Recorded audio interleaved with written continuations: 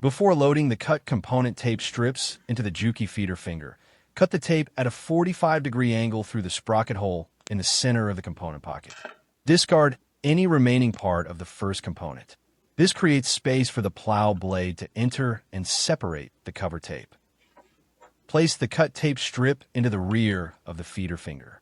Use the tape push tool to advance the tape until it makes contact with the sprocket gear. Continue pushing the tape for 2 sprocket gear clicks.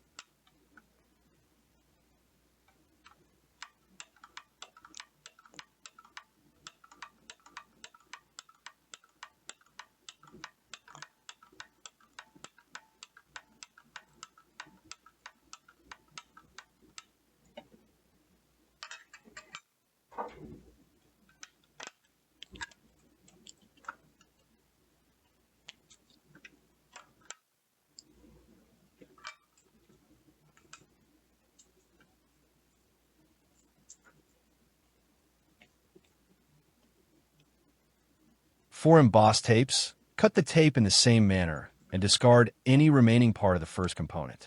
Place the tape into the rear of the feeder finger.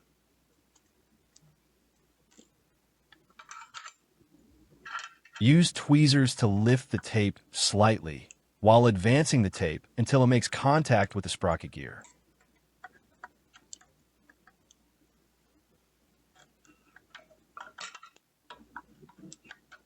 Continue pushing the tape for 2 sprocket gear clicks.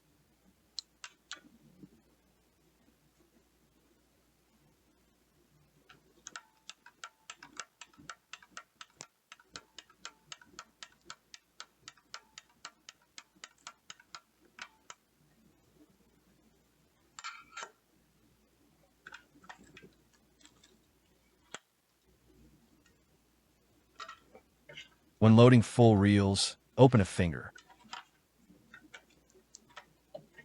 Guide the tape through the natural path of the feeder. With the tape on the tape guide surface, close and latch the feeder finger. Back up the tape to the tip of the plow blade. Follow the previous steps and push the tape until it makes contact with the sprocket gear. Continue pushing the tape for 2 sprocket gear clicks.